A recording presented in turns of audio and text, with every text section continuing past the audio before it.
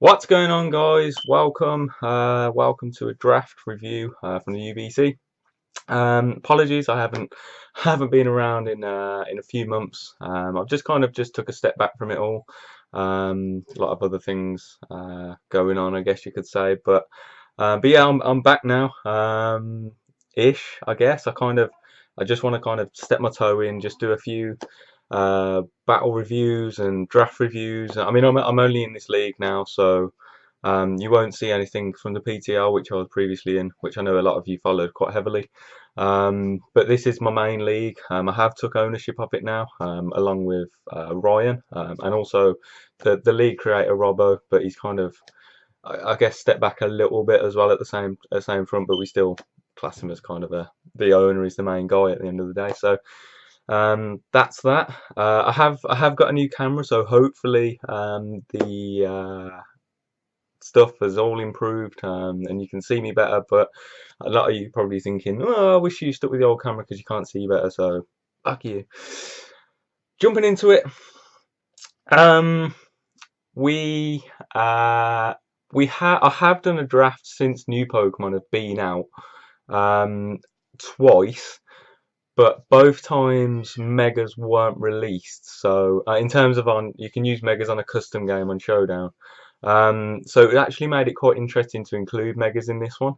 Um, but I mean, out of all the new Pokemon, I think I've done a review of the Ultra Beasts, and that's it so far. But I'm not really that impressed with all the new ones.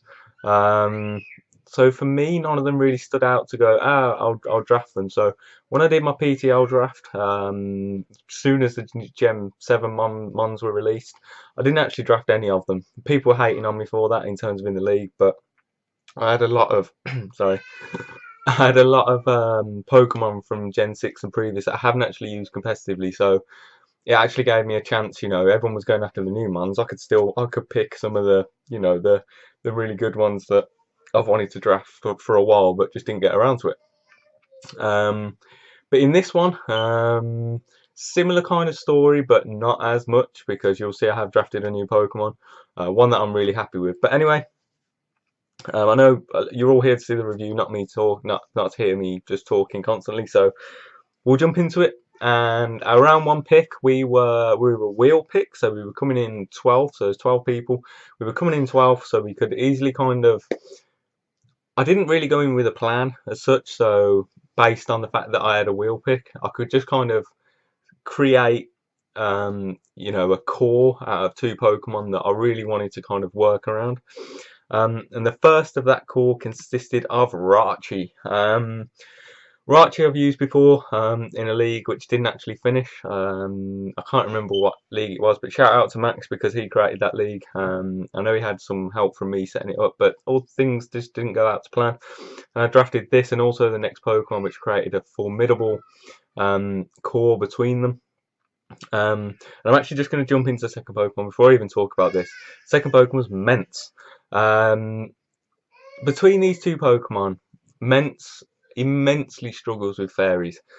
It has Iron Tail, but 75% accurate? I don't think so. So I thought, Salamence is such a good wall breaker, such a good endgame cleaner that Rachi just kind of fits with him so well. Honestly, I've always hated going up against teams with Salamence on them because they're just you spend so much time preparing for Salamence that you kind of sometimes forget about the other Pokemon, which also gives me some creativity with Rachi because it's so what's that word where you can do loads of different things with it. I can't remember, but you'll probably know. I don't. I forgot it. So yeah, I mean, week one's already been, and I think I've ran quite a funky set for it, so it can run. In terms of, we'll go back to Rachi, we can run a U-turn, Scarf U-turn, Iron Head, Fire Punch, Ice Punch, or Healing Wish. It can be a Stealth Rocker, a defensive Stealth Rock because its typing is formidable. Steel Psychic, some of the best defensive typing in the game. Base 100s with Serene Grace with a 6% chance to flinch. So, and also all the new fairies that have come in Gen 7 kind of they made it more obvious for me to pick. And yeah, like I said, teaming up with Mence, that dragon flying, that superior offensive type, and it can run physical, it can run special, it can even I've seen it run defensively. I think that was even in the GBA. It was to check some kind of fighting type, I believe. I can't remember what. And that kind of shocks opponents. It's been to the GBA final with A Drive. And it really wrecked shop. I remember it was like 4 turns in before the guy actually got a chance to hit Salamence.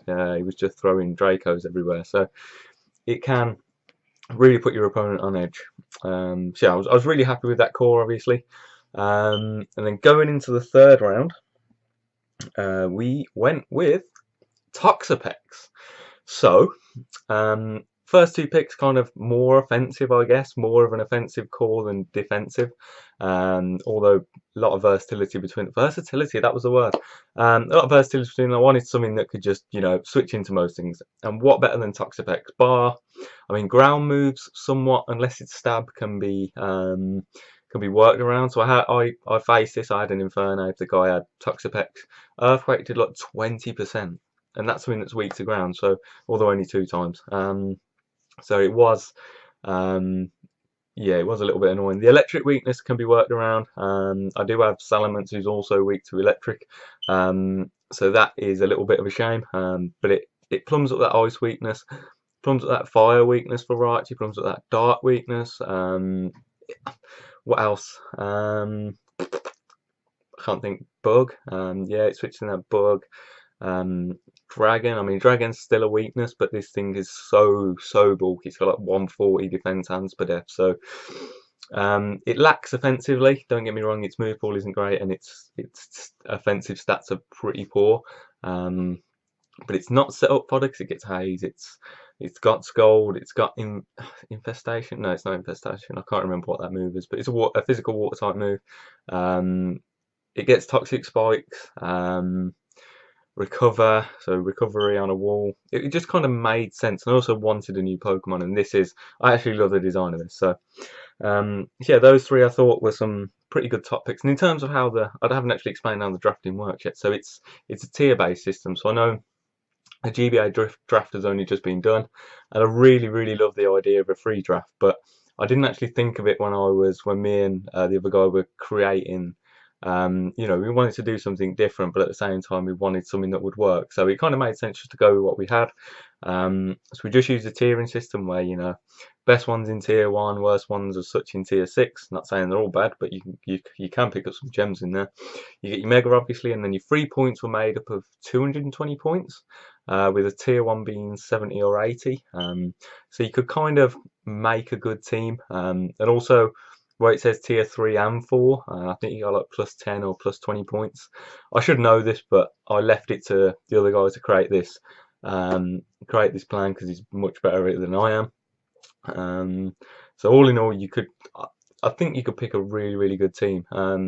Probably not as such with a free draft, but it was a little less hectic, and a little bit more structured in terms of, right, I'm going to look in this tier, I'm going to look for a type, I'm going to look for all the good Pokemon. It was it's easier to make a team that way rather than free drafting and going, oh wait, there's no kind of base for it.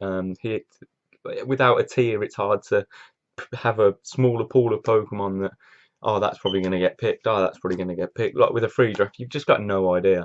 Although I do really like it. Anyway, moving on to round 4.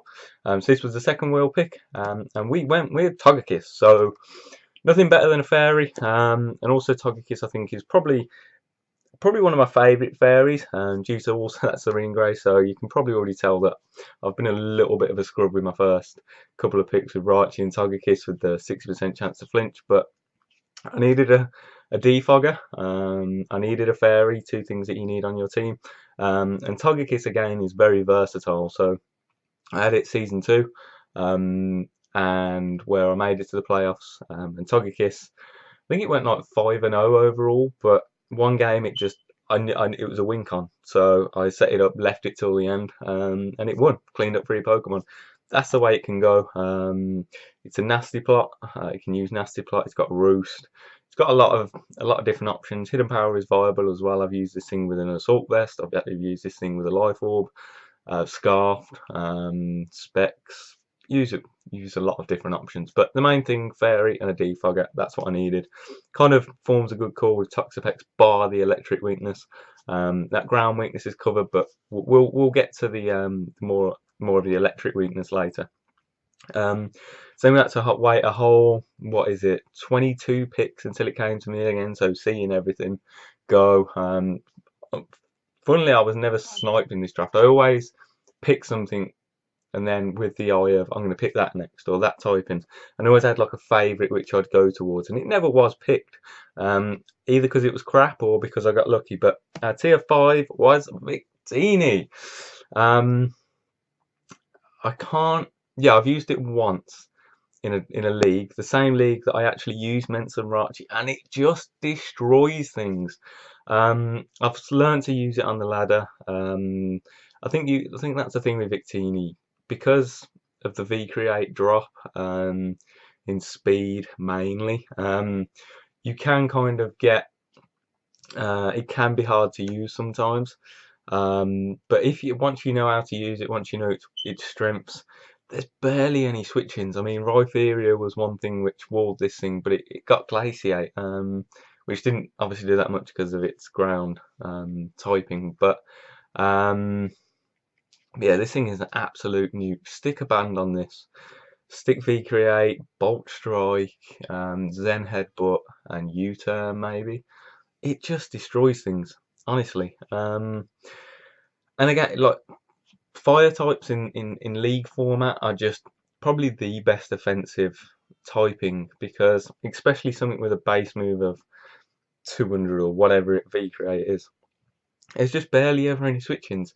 And again, the idea with the offensive side of my draft was to have you focus so much on them that your team is kind of more counterintuitive to mine than it is kind of building it out of the best that you've got, if that makes sense. So I can just look at a team and go, right, Victini's always going to come, Ments is always going to come, Rachi's always going to come, Toxapex is always going to come, and Togekiss because of his defog abilities. They're the 5, and even if you feel like you got a plan to beat it, it's so hard because they're so good. But yeah, the top 5 picks I'm so happy with so far. And then going into the third wheel pick, we went with Mega Ampharos because I needed something that resisted electric. And there wasn't any, there was some ground types on the board, but most of them I've used and I'm not really that comfortable with using, or they weren't that good. So Mega Ampharos, I've used it before. That slow volt switch, that's the thing. Okay, when you've got a lot of offensive options, getting that Pokemon on the field is the hardest part of it.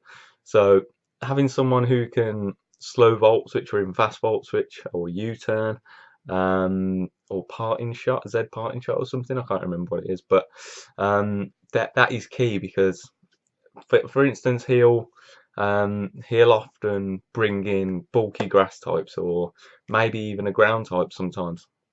Whereas then if I'm going out, if it's a grass type, for instance, I can go out into Victini and just absolutely nuke something because that's just a free switch. And yeah, and that dragon type, obviously you need a dragon, but it fits in. It doesn't kind of overshadow Ments. You don't look at it and go, oh, he's got loads of dragons, because Ments can just he does what he does best on his own. So yeah, that was the third wheel pick, and so far, I mean, there's a gaping ground weakness at the moment. You got Rachi, Ampharos, Toxapex, and Victini all weak to ground, so we need to kind of patch that up. But Togekiss is there, and Ments, which can both Togekiss mainly can switch into ground type attacks, but those hidden power ice calls, especially on like a Mega Ampharos, can be kind of a little bit annoying. So that was a weakness I had to patch up. So yeah, going into round 7, we went with Whimsicott. So Whimsy I used in my PCL league, and just sometimes when you have a Pokemon on your opposing your opponent's roster that is just going to shut you down, or he's just going to be so it's just going to break you, that you often need a prankster user. Um, so prankster T-Waves can obviously shut things down, barring it's not a dark type anymore. Prankster Memento came in clutch for me a few times, I know that much. And that obviously that grass typing, which is something I don't already have, is clutch, because bulky water types can just be annoying. Although I have Mega Ampharos, and Victini gets Bulk Strike, so you can't sleep on that. And also another fairy. Togekiss might not come every week. If there's no kind of obvious reason for them to, what was I going to say? Sorry, I was just pointing at the telly, but there's some notification come up. Yeah, it doesn't matter. But we went with Whimsicott. I love him. I've used it loads of times. It's so fast. Stick a life orb, it can hit quite hard. Stick specs on it as well, or band. It can do well. Going into the other half of the wheel pick, we went with Mienshao. Something that I've used quite a lot on the ladders, probably pre-Christmas time. I can't remember what tier it was, NU or RU or something like that. But this, or U, I think it was UU. I can't remember. I don't really ladder that much.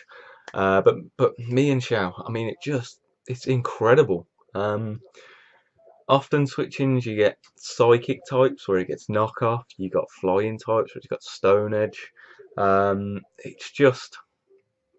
It just breaks things down, and that it's fast. It's got U-turn. Hard hitting fighting types are just so hard to deal with.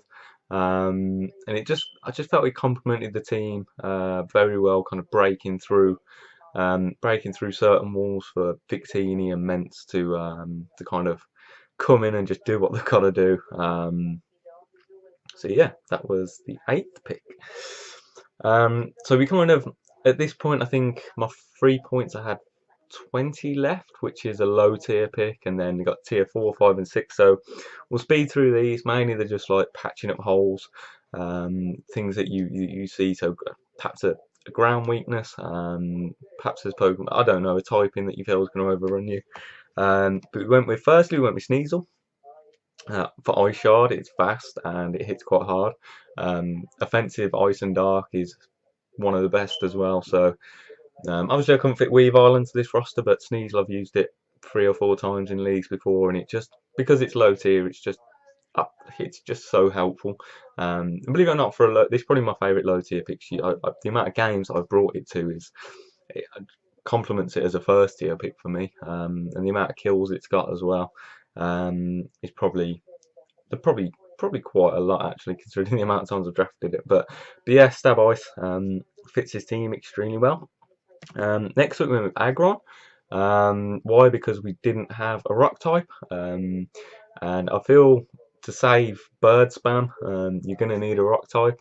And also I've seen this thing, I can't remember who was it, Cooper, who had it in the GBA, or he swept Mega Magmai, however you want to say it, because of Automanize or something like that. It can be some weeks, my voice just died then, it can some weeks just be just work, and it gives me another option. It's another steel type, because Raichu can't always fulfill that role perhaps, but it's there if I need it. And next up we went with Volbeat. Why? I don't have a bug type, that's something. It gets tail glow. What? I knew this a while ago, but I didn't remember it when I was looking at it, and then I looked for its move. I was like, tail glow. That might work some weeks. Same about the speed, but you just don't know at the end of the day. Focus Sash, tail glow. If you've got a very defensive team, it can just break things, and it might work, it might not. I think I'll try and aim to bring it to at least 1 game, depending on what all my opponents have got. But yeah. Hopefully I get to bring it, because I would love to get a Tail Glow Sweep with Volbeat. We shall see. And finally, to round out the draft, we went with Drifblim. Why? Because it's in the top 25 kill leaderboard for the UBC. That's because in season 1, so UBC was my first ever competitive league. Pre that, I hadn't played Pokemon for years. and I think it was like week 6 or 7. I'd only had one win to my name, and all the other ones were like 4-0s. So it was obviously embarrassing. So my opponent thought, I'm going to bring this. It actually had good coverage. It had like T-Ball, Shadow Ball, all kinds of stuff, and it wrecked me. And I just didn't expect it. So I thought, what, I'll give it a go. It also makes up for some of the ground weakness. It's a ghost type. So yeah, there goes the draft. Week 1. I mean, this should be going up. What day is it today? Thursday. So I should be getting this up today. And then I'll probably get our week 1 match up on the weekend. I'll probably do the structure like that. So each weekend I'll have, depends, because we're having like a rolling deadline. So each battle is within a week. However, if we finish it within 3 days, we can then move on, and the deadline is a week from that date. So it kind of depends on the movement of that, but most times I'll try and upload the battle on a Saturday or a Sunday, depending on what I'm doing as well. Be around about that time. So yeah, week 1 will definitely be coming Sunday. I'm going to say I'm going to put it up on Sunday, and you'll see how I did against Will, who was our week 1 battle. And next week we're going up against Nick. I can't remember the team name, but he's got New England Power Kids as well. I think he's got a YouTube channel, and he'll be linked down the bottom of the video. He's a formidable battler, and also a very good YouTuber, so go check him out. Apart from that, I'm absolutely happy with my draft. It's got a lot of power, probably the most power I've ever drafted. A lot of switchings, one being Toxapex to probably most things in the world. And it just feels like it works. It's probably my first draft I've had in a while where I'm looking at it thinking it actually works to my advantage. So we'll see. Anyway, thanks for asking. I'd appreciate your feedback on the draft. So if you want to drop a comment just going it's rubbish, or yeah, it actually looks good, or even some funky sets that you'd want me to try, because I'm here for entertainment. I'm not here to just win everything. Not saying that I will or can, but I'm not kind of that scrubby guy who just wants to win. I actually like having fun as well. So yeah. Oh, and also, last thing, the winner, now that I'm in charge, gets a trophy at the end of the season sent to them. So we'll have a picture up at the end of the season of whoever gets that. But I don't know what other leagues do that, and we thought we'd try something which kind of incentivizes everyone to try hard. Well, I did. So yeah, that's something else. More news. I've been away for ages, so I just feel like I need to update you on everything. Anyway, thanks for watching, guys. I will see you on Saturday or Sunday. One of them. Thanks for watching. Bye bye.